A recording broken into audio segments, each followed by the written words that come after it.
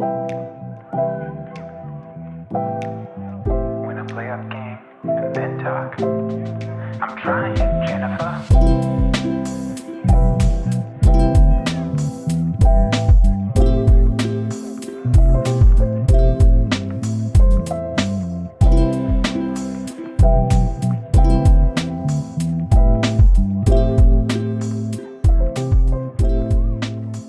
Rip City, what's going on? We are back for it's been like 3 weeks. We've been a little holidays came in, but we're back. We have a very, very, very special guest. We've been waiting on this. We've been excited for this. If you're watching on YouTube right now, you guys are already seeing it. It's Coach Jonathan Yim. A lot of you guys can probably remember him back from, I think it was like 2012 to 2021. Does that sound about right, John? Yep, that's right. He did the video coordinating for a while, and then he also was like a player development coach, which I'm really excited to talk about some of that stuff. And then I think you also did some stuff in the G League too, right? Yeah, after the Blazers. After the Blazers. So first and foremost, Fawad and I both want to just say thank you for coming on the podcast, talking with us. We're so excited to have you here. And we're just kind of going to jump right into it. We don't want to steal too much of your time, so we're going to hop in here. The first question I have for you is just like, how was your time in Portland? How was the whole, I know you have such a long history of being with, I think it was the Clippers before and then coming to Portland. So how was your time with Portland? My time was really good in Portland, honestly. Like, we were pretty good when I was there. We made the playoffs all 8 straight years. The organization was just great. They treated us really well, me and my family. They were very welcoming. And then, to be honest, I just really fell in love with the city as well. When I first moved, when I got the job in Portland, it was kind of the first time that I had moved from California. So I couldn't imagine a better place to go than Portland and kind of, I guess, really grow up, right, as a person and also Sure. a basketball coach. Just Portland was great. Has a lot of charm, has a lot of character. Obviously, the fans are incredible. They love the Trailblazers. It was a really good experience. Let me ask you this: since you're from California, do you miss the rain? People ask me that all the time about the Portland rain. I always tell them it's not as bad as I feel like it's not as bad as people make it out to be. That's what I'm saying. And the thing that always especially early when I got there, I used to just always be like, people don't even care if it's raining. They still walk their dogs. They're still going out to getting groceries. They're still running errands. And I think I just kind of developed that mentality as well. Yep. The rain wasn't going to stop us from doing whatever we needed to do in that day. And it really it doesn't rain hard. It would rain, but it would sprinkle, right? Mm-hmm. Or just kind of be there, but it wasn't something that would deter you from going, going out on a run or going on a hike or going out and stuff like that. So, I thought, like I said, Portland had a lot of charm to it, and I thought the rain definitely added to some of the charm that Portland had. For sure. I mean, living in Oregon my entire life, I'm so used to it, I don't even notice that it rains that much. But then I get people that I know from California, or I have a couple people that I know from Florida, which Florida rains really hard and then it just stops, and then it rains really hard and stops. And they're always saying oh, it rains so much. And to me, I'm like, it's not raining that bad. I don't know. To me, it's not that much. So I'm always curious what people think of when they come here.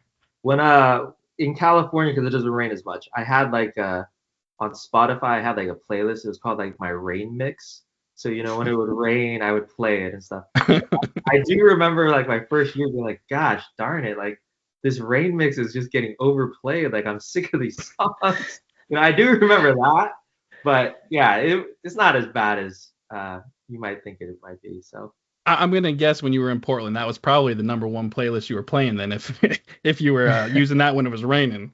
Yeah, the first time that it rained, I remember I was in the video room and I played it, and I was just oh right, the rain mix, let's go. Right? It was It was on repeat basically. So you talk about moving from California to Portland. What were some of the places in Portland that you liked? One thing I want to know for sure is what's one of your favorite places to eat at? Because anytime I'm in Portland, I'm always looking for some good places to eat. So share some of that stuff with us. Okay, so um, my favorite places in Portland were so I lived on Gleason in between 22nd and 23rd. And so like the Alphabet District was probably my favorite part in Portland. Sure. Um, I remember my first weekend there, I was just driving around and I somehow ended up in Washington Park. And then I came down the hill and then that was 23rd.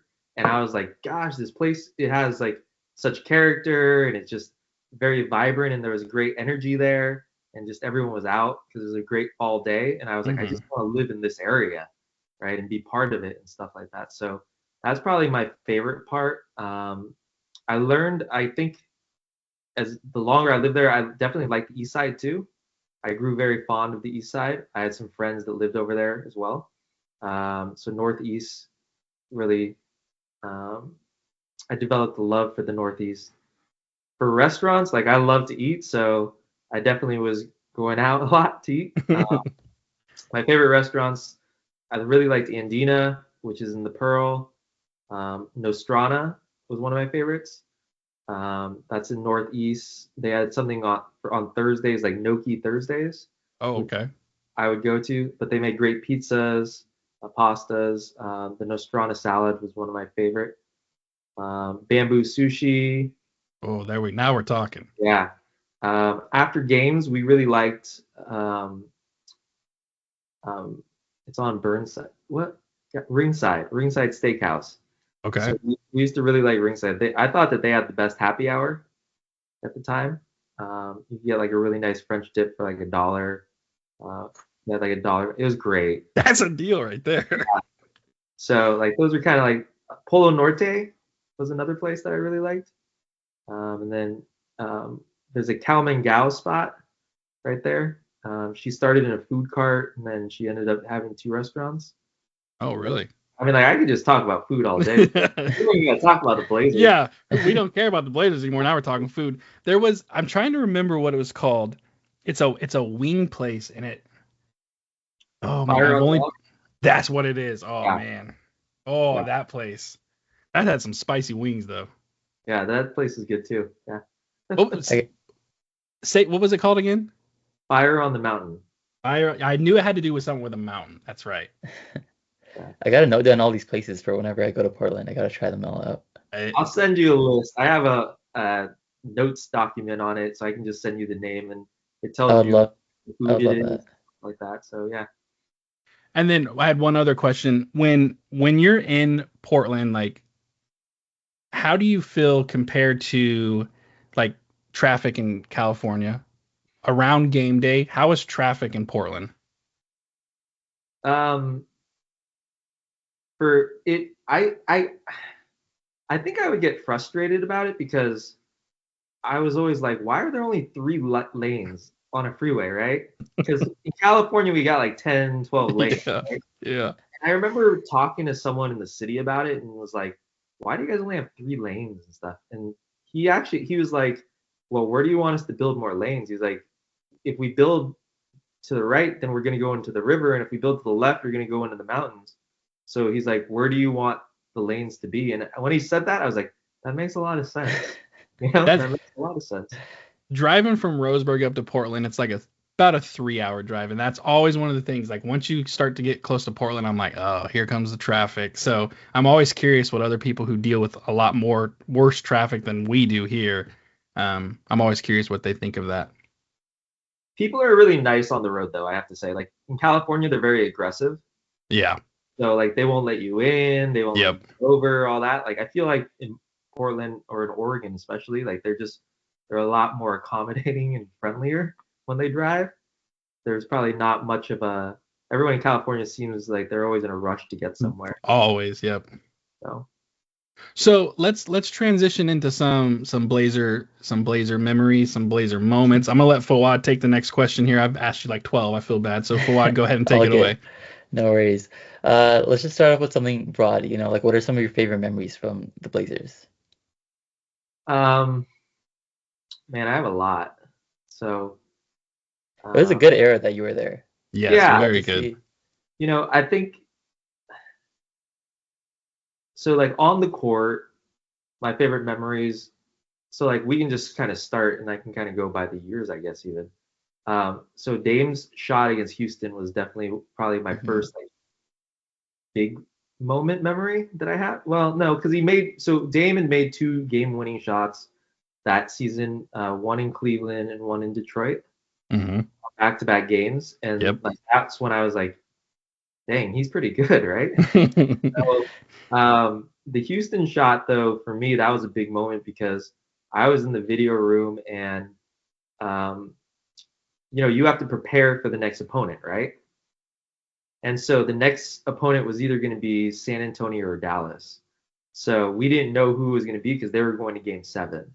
So, it's like you got to prepare all this stuff and you got to be ready. And now when Chandler Parsons made the layup with Hmm. point six, right? I was like, oh my goodness, now we got to go to Houston and we got to pack for like a week because we might be on the road again. And we like all these things was going through my head, right? And then Dame hit the shot and we all in the video room were just like, what just happened? And we looked at each other and everyone was like just happy because we didn't have to go back to Houston, right? And now we had 3 days to kind of get ready for the next opponent and kind of figure it out. So that was a special moment for sure.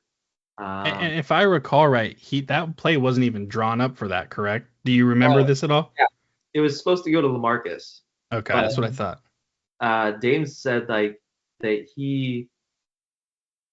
someone was supposed to guard Dame and Dame read it. Like I think maybe like Patrick Beverly was supposed to take Dame and like Chandler Parsons ended up switching or something like that, or there was a mix up and he kind of recognized that. And so that's why he sprinted to the ball.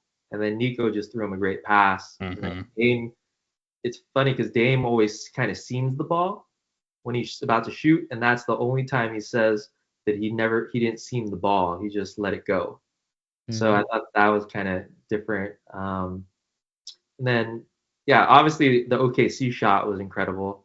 You know, I was behind the bench at the time, and everyone stood up, and I couldn't see what was happening.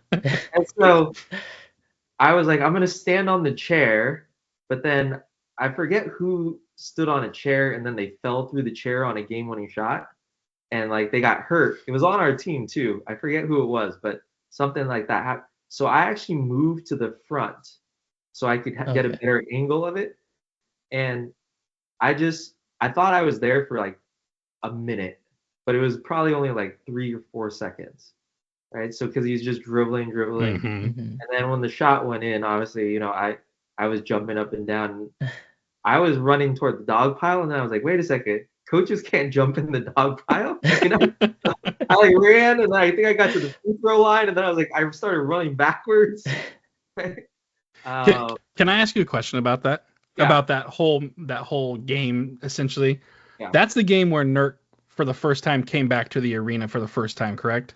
yeah, I remember watching it because I wasn't there, unfortunately. I remember watching it and being like, this is like the crowd is going crazy. Like, this is absolutely insane. And then for him to hit it. So I'm curious, like, with you being there, and especially with you being like right on the court, what was that like when Nurk came out for the first time and the crowd saw him and everything? yeah. I think it gave us everyone a lift, right? Because the last time we saw Nurk, he was on the floor in front of our basket, and he broke his fibula and tibia, right? Hmm. Hmm. So, that for him to kind of be there, I think the crowd really got excited about that. And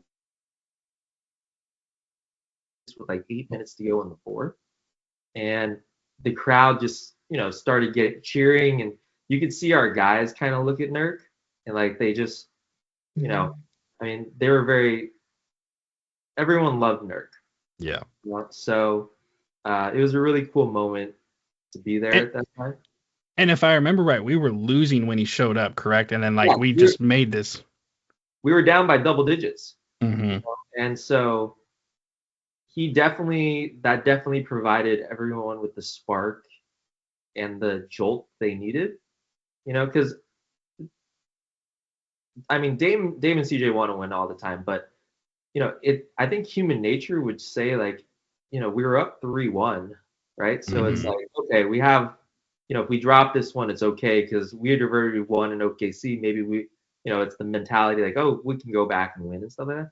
And I think that just really, like I said, it just really inspired us and really motivated us and to just kind of complete the job or the mission there. Yep. And then the way that it happened was just so magical and Hmm. is um, yeah, that was definitely probably a top moment for me. This is an important question for you. Was it a bad shot? No, because he takes those shots at practice all the time, 100%. So yeah, it's he practices that. He's done it his entire career.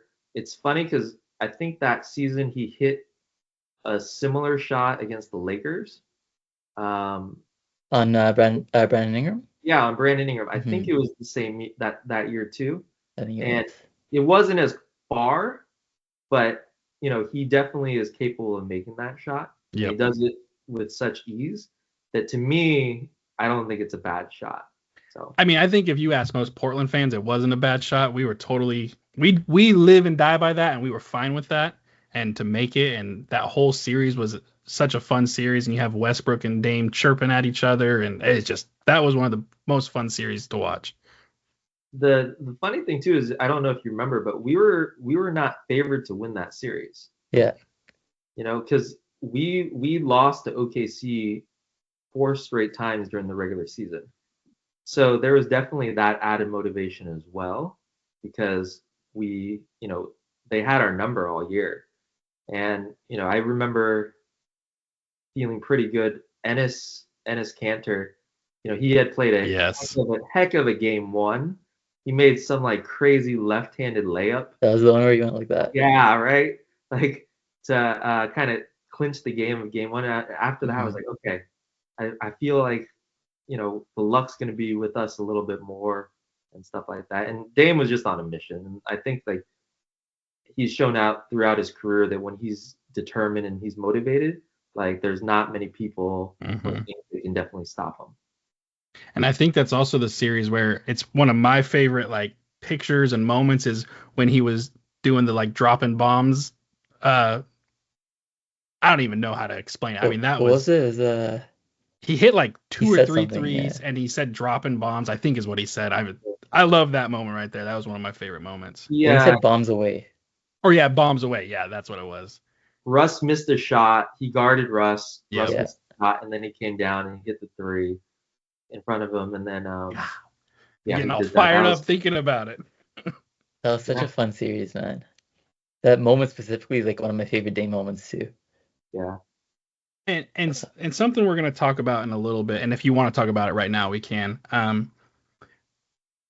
One of my all-time favorite Blazer players is Wesley Matthews. I absolutely love that man. And when he tore his Achilles, like that crushed me just because I love Wesley Matthews. But I also felt like that team, that core that we had there, was one of our best opportunities at competing for a championship.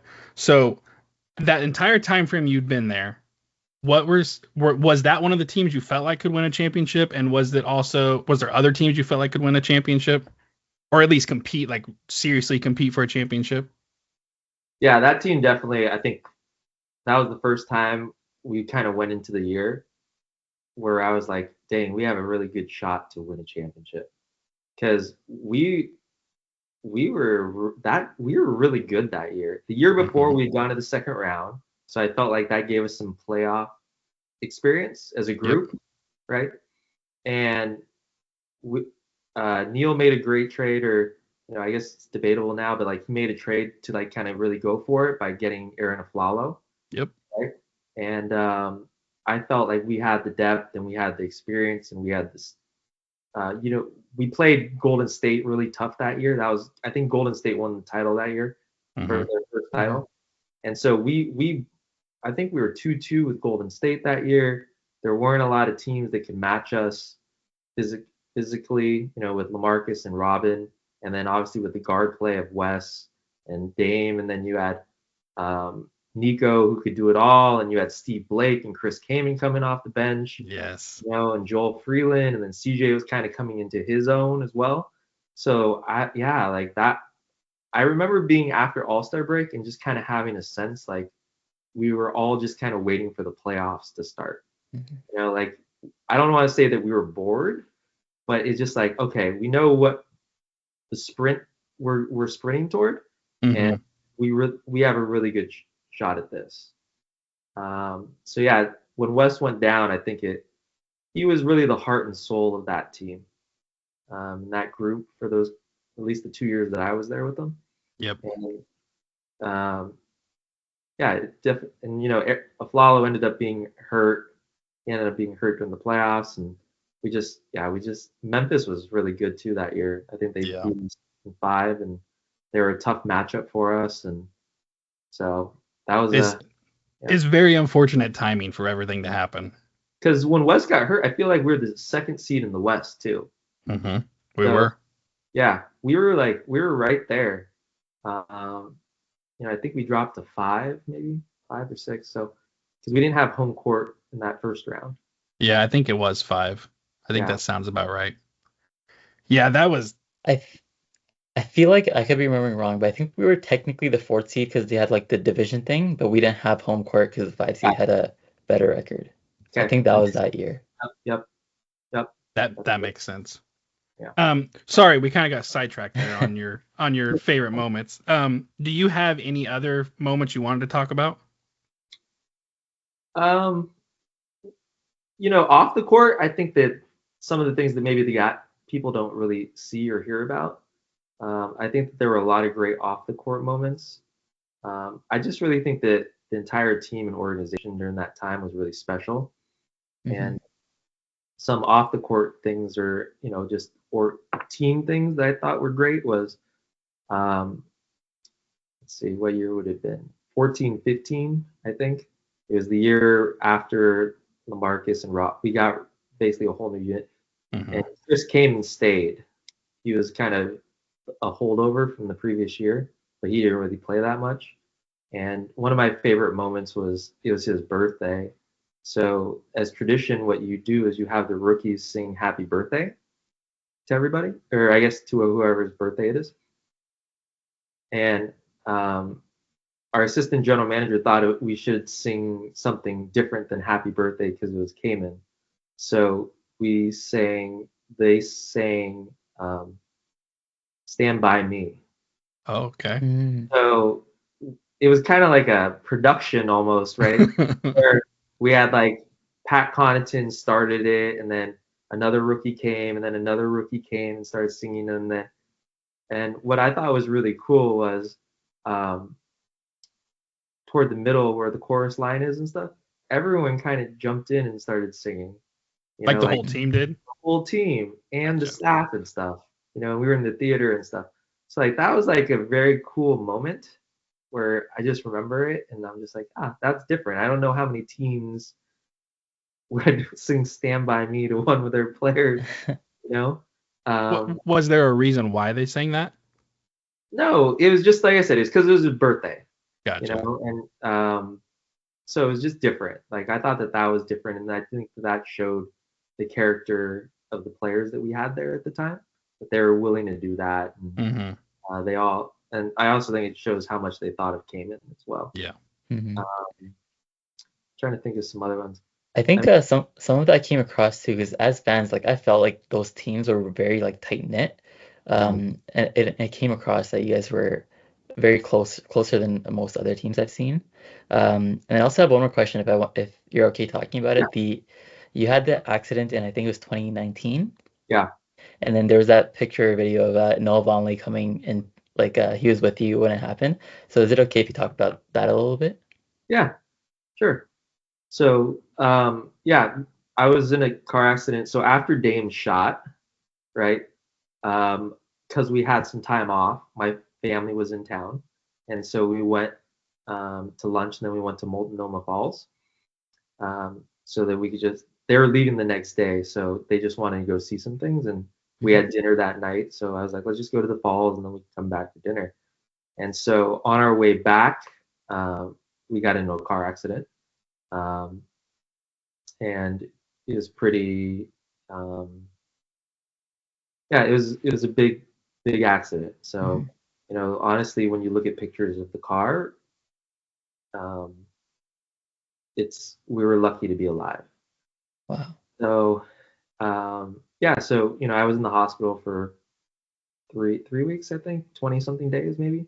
And Noah, I have a really close relationship with Noah, and Noah was in town because during the off season, his sister and mom still lived in Portland, so he would come back and stay with them. So Noah came and visited me, and the doctor actually cleared me that day to go outside for like one of the first times. And Hmm. so since Noah was there, Noah was like, I'll push you out, and take you around and stuff, and let you go outside to uh, breathe in the fresh air and feel the sunlight, for the first time in a number of weeks. So yeah, that's Yeah. kind of how that happened. I think that's really cool, especially because I don't think he was on the team at the time, right? He still came out to see you. Yeah, he was on the Knicks that year. Oh, okay. Yeah. And how are you doing, like, since the accident? You're perfect now, or? I don't know if I'd say I'm perfect. Yeah, like I think physically I can do a lot of the, Okay. I can walk and I can do all those things. At the time I wasn't really big into triathlon, so I had done a few Ironman and a couple of these races and stuff like that, and I was really training very hard. Just being a competitor, I wanted to try to win an Ironman, so Mm. I was really training to do that. Unfortunately, due to kind of the injuries that I had and stuff like that, I haven't been able to like I can't run for long distances anymore. My Oh, okay. leg ends up hurting. I had I broke my leg and arm, fractured my neck and stuff like that. So there's a lot of different things where I just have to be more mindful of. I am getting older too, so you know, so I just yeah, I haven't like physically I'm probably like I'm good, right? Like, I feel good. It just athletically, I guess I'm not able to Mm. do certain things that I was able to do in the past because it just hurts or I get hurt again or just not able to do it. So yeah, Oh, okay. Well, we're glad to hear that you're at least recovered as much as you have. yeah, thank you, appreciate that. Yeah, very much so. And if I remember correctly, everyone was wearing bow ties like a week after it had happened, if I remember right. I feel like I remember seeing a game where everyone was wearing a bow tie because you wore bow ties. I don't know if it was all the time or just sometimes. Yeah, so I it's um it's funny because everyone kind of knows me as like this bow tie guy now, right? I was like, it's not that big of a deal. I wore a bow tie for one game, and then maybe like a couple months later, I wore a bow tie again, and coach or someone was like, "Why are you wearing a bow tie?" And I was like, "It's because it's bow tie Wednesday, you know." So I was like, on Wednesday games, I just decided to wear a bow tie because the first game was on a Wednesday, and the second, so it just happened that like that year, we had like 9 Wednesday games, and I just had to wear a bow tie 9 times, right? So that's kind of how that happened. It just kind of happened organically. I don't think I was planning for it, and then I was just trying to justify why I was wearing a bow tie. I just made up something, right? And then all of a sudden, it's like if you say it, you got to stick to it, right? Because Yeah. everyone will hold you to it. And so yeah, I started wearing bow ties on Wednesday, and then game two of the playoff series against Denver fell on a Wednesday, and so the coaching staff, um, they wore a bow tie for that game. Now I'm gonna have to wear a bow tie tomorrow. So it's bow tie Wednesday tomorrow. So everyone that's listening, bow tie Wednesday is a thing.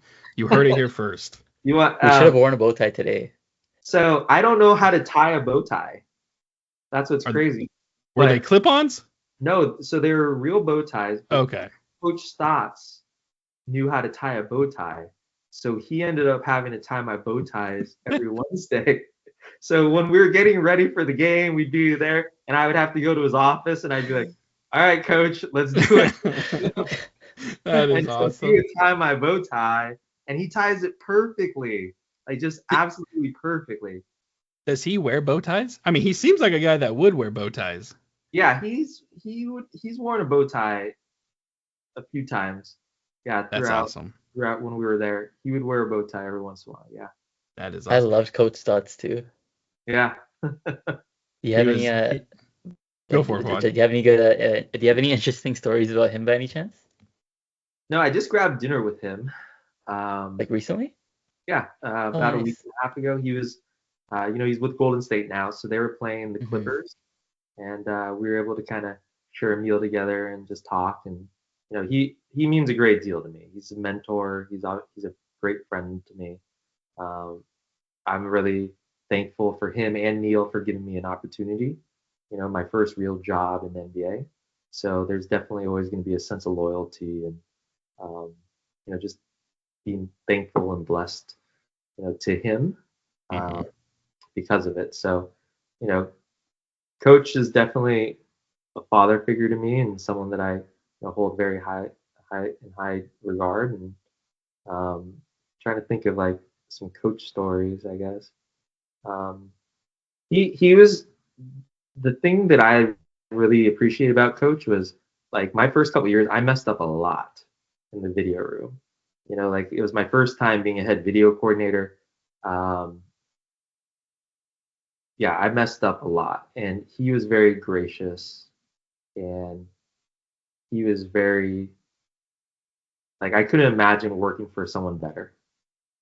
Like I've heard from other people how they video guys if you mess up, they get yelled at and berated and stuff like that. And Coach never did that to me.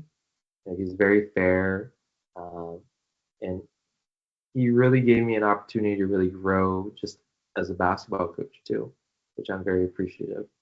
At the time, even as a video guy, like he gave me scouts, he gave me players to work out. Um, you know, he didn't have to do that. A lot of other video guys didn't have that responsibilities and stuff. And um, it really helped me and gave me confidence, that I could definitely coach at this level. Hmm. And yeah, he always had my back. So those are kind of the things that always just stick out when I think about Coach Stotts, right? He's funny. Like he is funny. Like He is. he does have a sense of humor.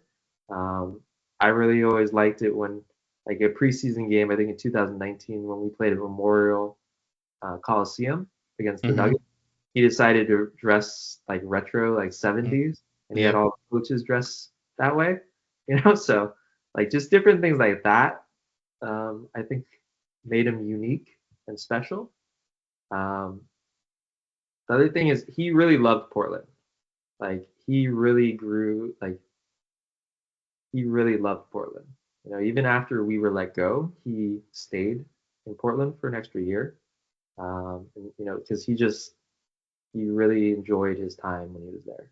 Yeah. Do you talk to any of the former players? I know you said you're close with Noah. Was there any other players that you still talk to? Yeah, I mean, I talked to a good amount of players. Um, Obviously, Dane and CJ, I'll message them every once in a while. Um, Ed Davis, Noah, Mason, Ennis, Nick Stauskas, even Scal. Um, Ooh. yeah, I mean, I'm trying to think who else. um, I'm just trying to think of all the players that I invited to my wedding. So Myers, Mason, Plumlee, Chris Kaman, right? Nurk, Nasir, Ant, and then the coaches and stuff. We're all on a group text and stuff. Sure. So we wish each other happy holidays and happy birthdays and all those things. Now, That's cool. when so you were at for a while you were a player development coach. How often or did you ever just play like one-on-one against the guys or, have little competitions? I have to imagine at some point you probably did. No, because I'm not good enough. Like like I know my strengths and weaknesses, right? Like they're not going to get anything by playing one on one against me. Now I would shoot against them, right? Like if we could go shooting games or something like that, right? Sure, sure. Like Hmm. pre-practice, yeah. With Steve Blake would want to play like a shooting game or something, and maybe free throw contest with Ed or something, right? Mm-hmm. I do know that it was either I think it was my first year in Portland. So across from the practice facility is like Bay Club. It used to be Club Sport. Okay. Yep. It's a gym and it has like 3 courts in it, and there's runs there and stuff. So I do know that I remember that I would go there, and Will Barton came with me one time to play. So Will wasn't playing a lot that year, so he was looking for extra run, and he came. Sure. And he just came, and people didn't know, like, he's doing 360 tomahawk dunks, like, in transition, right? Like, he's pulling back. They're like, who is this guy? Like, it's Will Burton, So, like, Yeah. that's kind of the extent of probably me playing with them. Gotcha. Yeah. Fawad, did you have any other questions for John? Sure. So this was something that you mentioned to us earlier as well, but how was that experience kind of the end of your tenure? Wasn't, I think, I'm trying to word this in a nice way, but like, I think it was kind of a disappointing ending. So how was it dealing with that as a team? Um, yeah, I think we were all disappointed. I think we all had high hopes for that year. Um,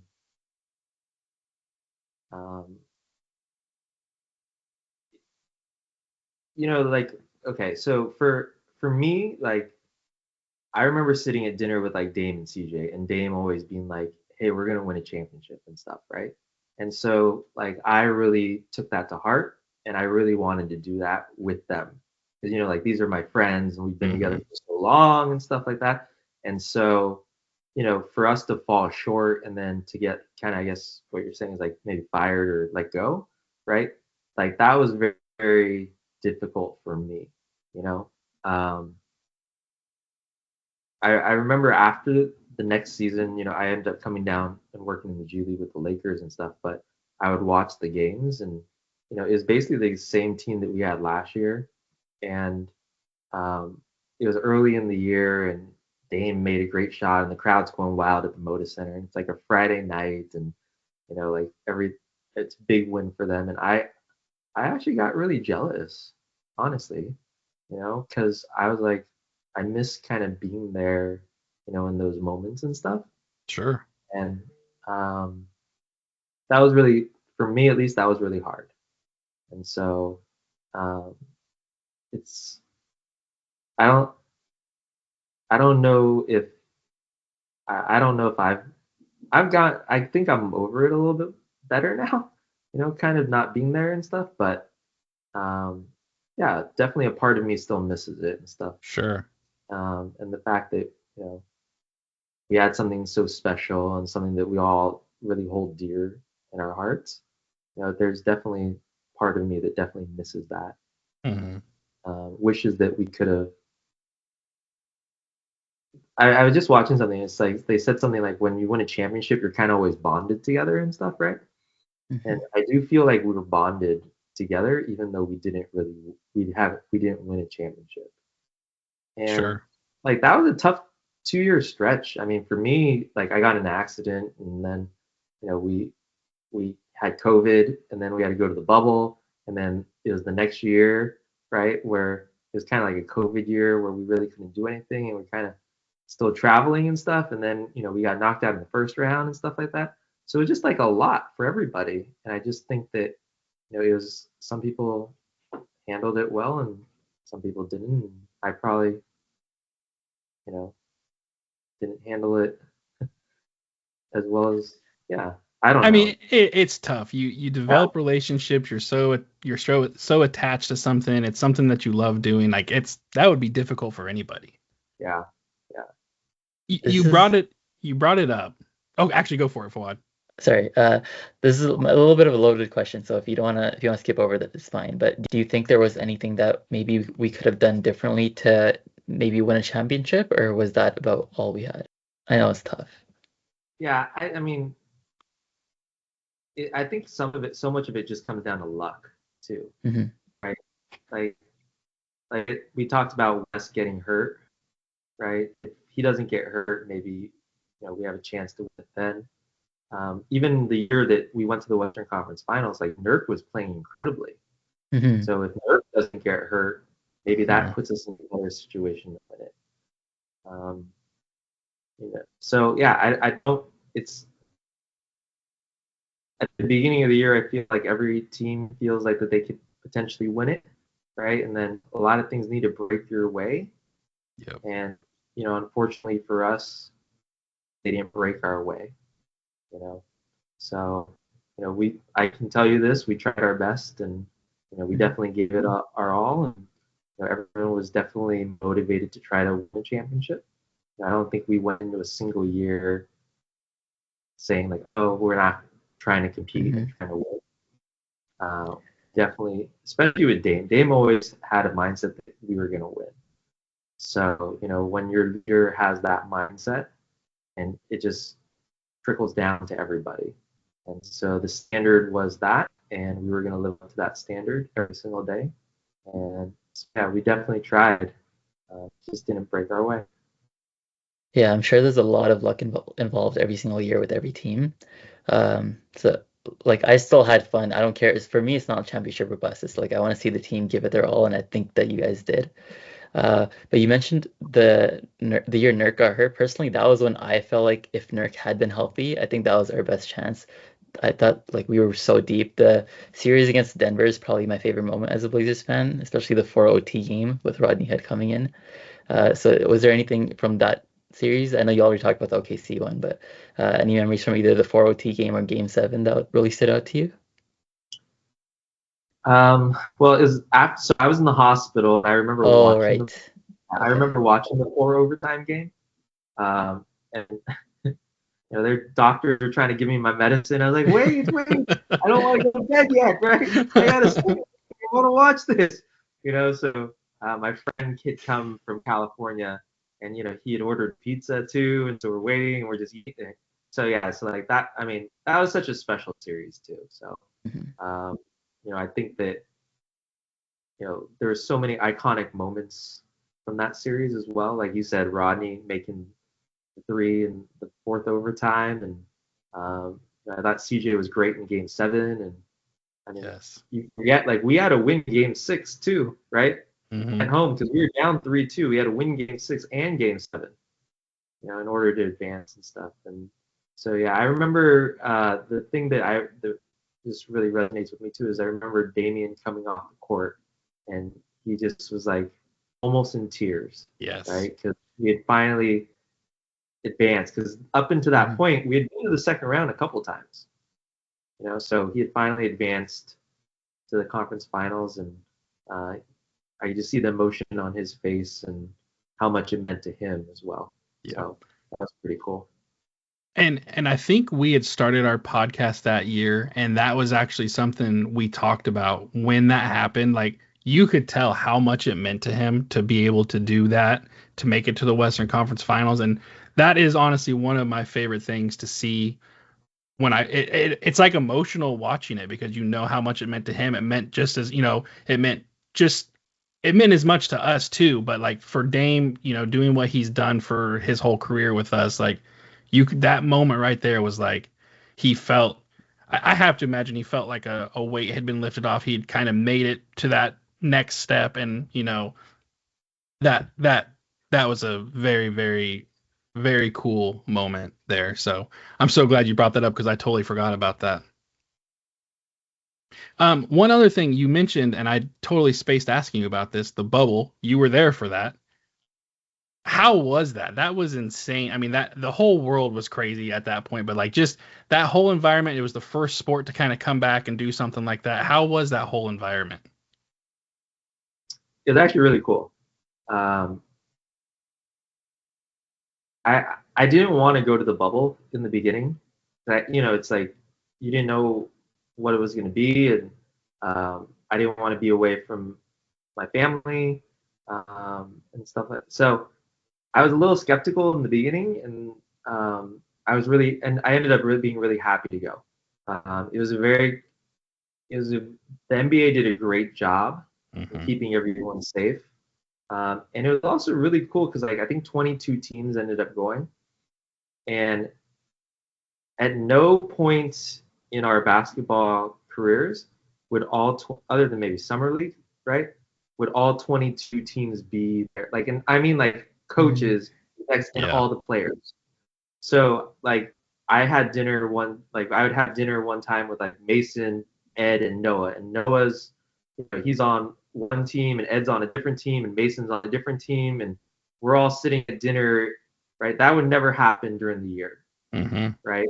Um, Being able to go to games and scout. So like it was almost like AAU, because we Sure. played like at 7:30, but then there was a 5 o'clock game, and then there's like a 3:30 game and stuff. So you could go and you could watch those games, and especially during the playoffs, it's like, when am I gonna ever watch? Like, I would never go watch Miami versus Indiana in the playoffs, Sure. right?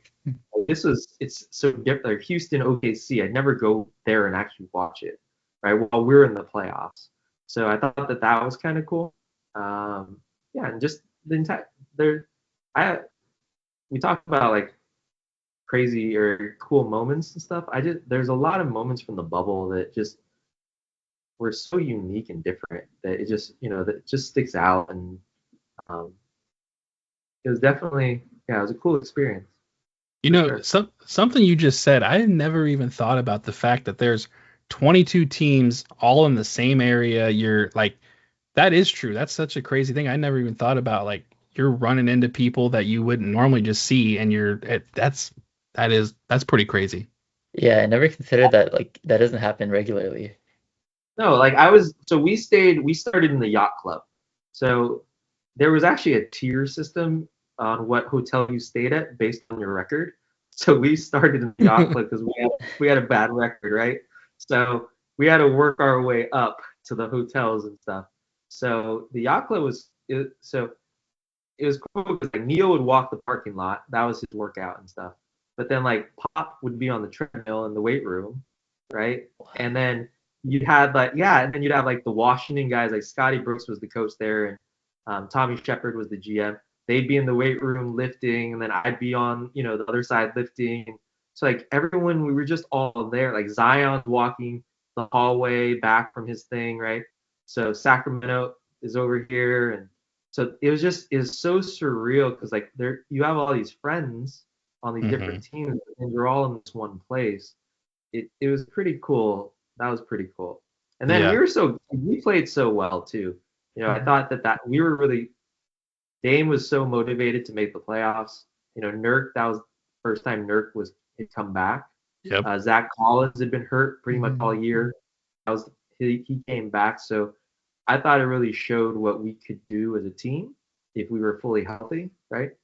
And we made a great run. Every game was so, um, we were so nervous every game going in, and Dame was just unbelievable. I mean, he was the bubble MVP. So, um, And what was it like playing in a stadium where there wasn't really fans? um, it was like a high level pickup game with a lot of That's that's perfect. yeah. Because they had the fans like on the TVs, right? Like you could Oh, that's watch it on right. the laptop and stuff. Yeah. So one of my favorite photos from the bubble actually is my mom is back there, and then Oh, it's like my mom, and then it's just me like just sitting there. So that was a different type of thing. Yeah, so that was it was like a pickup game. You could hear everything, right? Like they were trash talking or if they were saying anything, you could hear Yes. it. Um, yeah, I thought the basketball honestly was very good. It was a very high level of basketball from everybody. Yeah. Um, I have a question about that actually. sure. I've seen people theorize, like just fans online, that because there was no crowd and like no moving background, that's what led to the higher level of basketball. Do you think that was a factor, or maybe it was because there was no traveling, or what do you think the reason was for that? It's 100% that. Okay. If you look at the numbers, uh, players shot the ball better in the bubble because there was probably no crowd and there was less distractions and stuff. Hmm. And it's funny because the next year, we didn't have fans again, and one one of the guys that I was working with, that was one of the reasons I told him. I was like, I think that you should really shoot a lot more threes because there are no fans, and you shot like 46% in the bubble. And so now if you shoot at a higher level like that, then your points per game go up and all these things go up. But that definitely was a big reason why I brought that to his attention, was because I just felt like because there was no crowd and there was no like distractions and stuff, teams were going to shoot the ball a lot better than they had in, probably history. Yeah. So yeah, that was definitely a thing. I do think the travel definitely helped, just being all in one area and just being able to take a bus instead of getting on a plane and traveling everywhere. Yeah. I have a funny story from the bubble actually too. If you don't mind me sharing. Go for it. For sure, Please, go for please. it. So we talked about, what were the times that I thought we could win a championship? When we beat the Lakers in game 1 of the playoffs, I thought we were going to win a championship. Because the way the Dame was playing and the way, like, I just was like, oh my goodness, we're going to win a championship, right? We're going to beat the Lakers. They're the number 1 seed. We're going to win. And then they kicked our butt. But the after game, I think it was after game 3 or 4. You were talking about, like, were there anything that we could do to help us win, right? Earlier. So in the bubble, we had this thing called a snitch line, basically, right?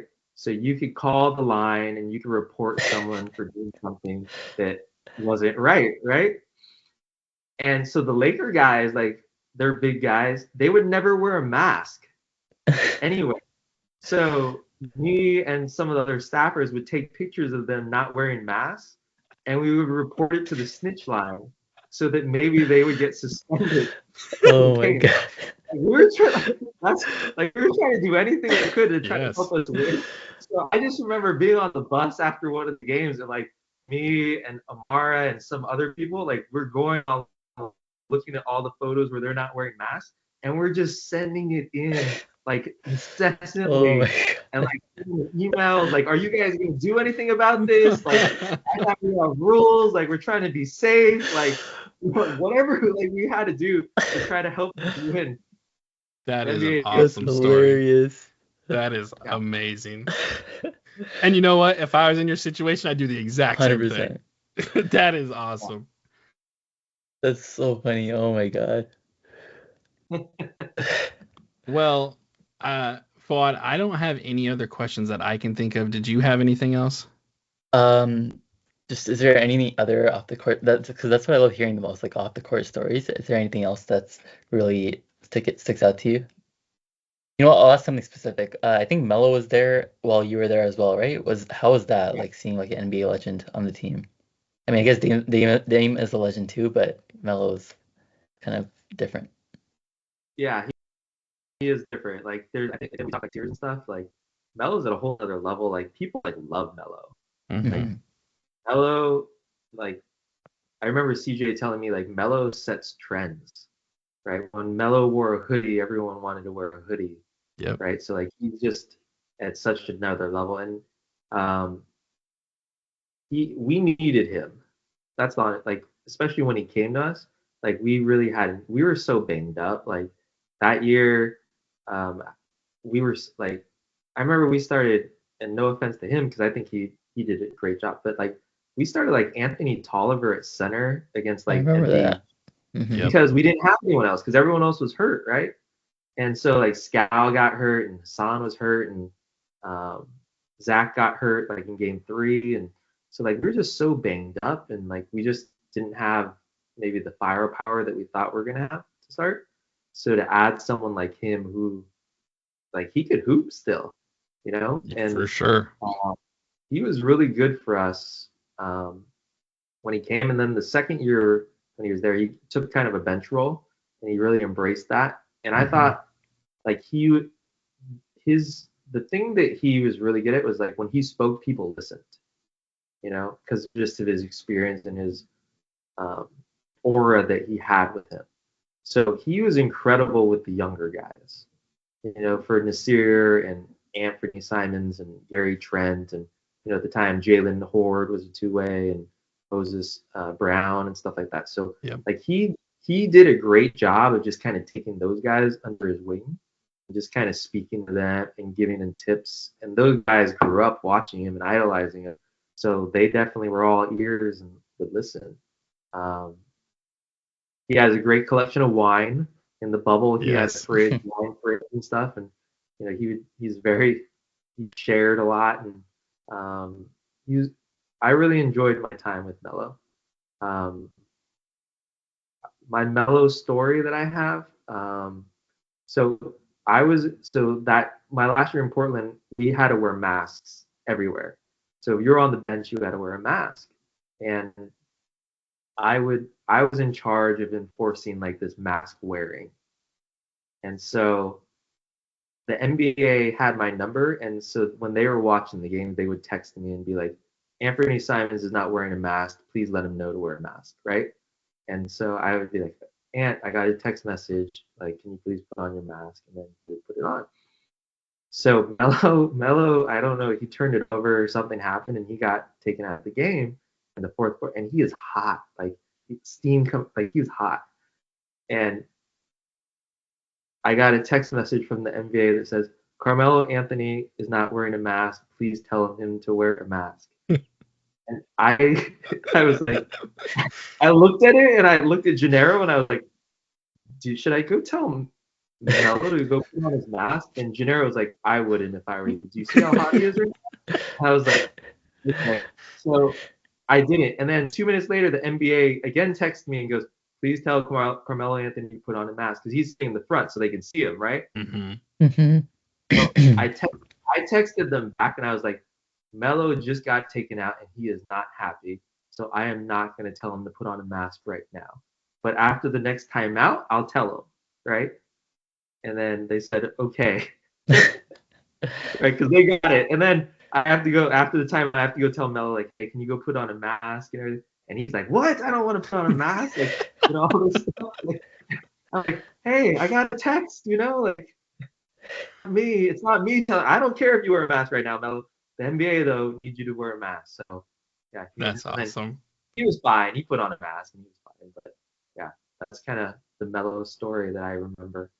Was there a part of you that wanted to text back and say, "New phone, who dis?" No, because like again, they did a great job of monitoring everything and making. I mean, their whole thing was they want to keep everyone safe, right? Sure. So they were doing everything that they could to do that. So if you I understood what they were trying to do, and I didn't take it like, as an annoyance or anything, right? So I just was trying to do my part to make sure that we did what we were supposed to do. Well, go for it, Fawad. I was just gonna ask like one last little thing. One of my favorite Blazers of all time, honestly, one of my favorite players of all time is Ed Davis, and you mentioned a couple times like you're close to him. Any stories from there that I would love to hear anything, or like how often are you even in touch with them or something like that? Yeah, I talk to Ed a lot still. So Ed actually, he was at my wedding. He spoke at my wedding. So we're very close. The thing about the story that I'm trying to think, I have a lot of stories of Ed. Let me see if maybe I'll do 2 stories about Ed. But the first thing about Ed is that before he came, I didn't really work out anybody, and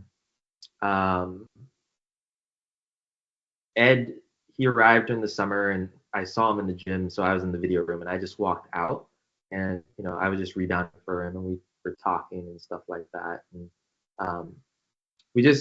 we got along right away. We just clicked right away.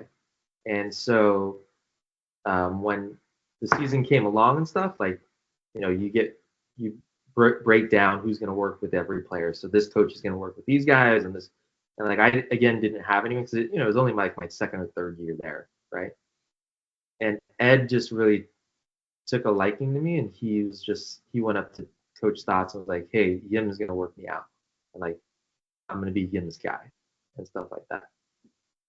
And to me, that really gave me a lot of confidence because, like, again, like someone was really trusting me to work them out and stuff like that. And I think it just gave me, um, I think it showed a lot of the other players because Ed was held in such high regard that like if Ed was trusting me, that they could trust me also as a coach. And so I really felt like Ed doing that really helped me in my career, right? Um, and so again, we talked about loyalty, like people giving you the first chance. So like I'm loyal to Terry and Neil and stuff. Like I'm Mhm. incredibly loyal to Ed because I know that that really helped me in my career. Um, and yeah, really just gave me a little bit of credibility, I guess, right? Um, Another story is just, like we're incredibly close. Like I consider Ed to be like one of my best friends, and so we get along a lot, and we've done a lot of fun things together, and we've gone out to dinner a lot, and um, it was important for him to be at my wedding because I feel like we share in a lot of each other's big moments. Mhm. Um, when I remember I might have been the first person on the team that he told that he was having twins, right? I remember we were in Detroit at dinner, and he confided in me and shared that he's having twins. Um, and so, I think I was the first one in the hospital room when that happened and stuff. So yeah, I just, I'm incredibly, I just feel incredibly fortunate to have him as a friend, and someone that outside long after basketball is done, like, I always feel like we're gonna be family. So Yeah. That's he's awesome. a great person. Yeah, he's an incredible guy. Um, he's down to earth. Great family. His mom, dad. So I love his wife. Now he has 4 kids. Huh. So yeah, it's incredible to just kind of see. When I met him, he didn't have any, and now he has 4. So yeah, Thanks for sharing that. Yeah. yeah, No, Ed Davis is a fan favorite. Dame loved Ed Davis, and I'm glad you have a close relationship with him as well because Ed Davis is awesome. So before we wrap it up, one thing we haven't even talked about is you are going to be going to New Zealand to be the head coach for the Sharks in New Zealand, and um, some people may not know that. So is there anything you wanted to talk about in regards to that at all? no, I'm just looking forward to it. My goal is to be a head coach in the NBA one day. So I'm just trying to look for opportunities to showcase my abilities as a coach. And I thought that this was a real cool opportunity Yeah. that really presented itself, and like I'm really looking forward to it. Um, yeah, I really am looking forward to it. So And um, when does that season start? they start in March. I think our first game is March 13th or 14th. Um, yeah, I'm gonna head over there in the next couple weeks. They're opposite than us, so it's summer right Yeah. now. Yeah. That'd be nice to kind of get back in. And then the city that I'm in is the southernmost city I think in the entire world. Oh wow. Yeah, the next stop is basically Antarctica. That's so awesome. so yeah, it's gonna. I'm really excited for it. We just kind of wrapping up free agency. One of the things that I've learned is I don't ever want to be like a general manager. I just Sure. want to coach. Sure. I really dislike talking to the agents and recruiting the players and negotiating these salaries and stuff like that. I just want to coach them. Yeah. So because for me, I'm like, yeah, you can have as much money as you want, and they're like, well, we have a salary cap. So like, oh, my bad. Um, but no, it's a really good opportunity. People can watch our games. They stream it on ESPN over here. Oh, Okay. Um, so we'll be on ESPN Plus, I guess it's called, right? Sure. ESPN Yep. Plus. Yep. Yeah. So it's the NZNBL, and we're the Southland Sharks. So yeah, it'll be fun. It'll be And cool. global keeping tabs. you said that started in March, you said? Yeah, it starts in March. First game is March 13th. Okay. Definitely will be keeping close eye on that then. John, I appreciate you so much taking time out of your day. I know you got the fires going on in California right now. We had a power outage mid talk, so I thank you so much for taking time and spending time with us and just talking about all the memories you have. Yeah, for sure. I really appreciate you guys having me on. So you guys do a great podcast, and I've listened to a few of them, stuff like that. Oh So wow. yeah, I really appreciate, Portland has probably the best fans in the NBA, and they're so passionate and they love the team and stuff like that. So it's cool to kind of Thank reminisce and go back through the memories. Yeah, thank you no. so much. Yeah, thank you so much. So we're gonna wrap it up. Everybody, March. Make sure you check out ESPN Plus. We gotta get some New Zealand Sharks games on. We gotta support Coach Yim here. John, thank you so much once again. Everyone that's listening, I hope you guys have a great day. And as always, Rip City, baby.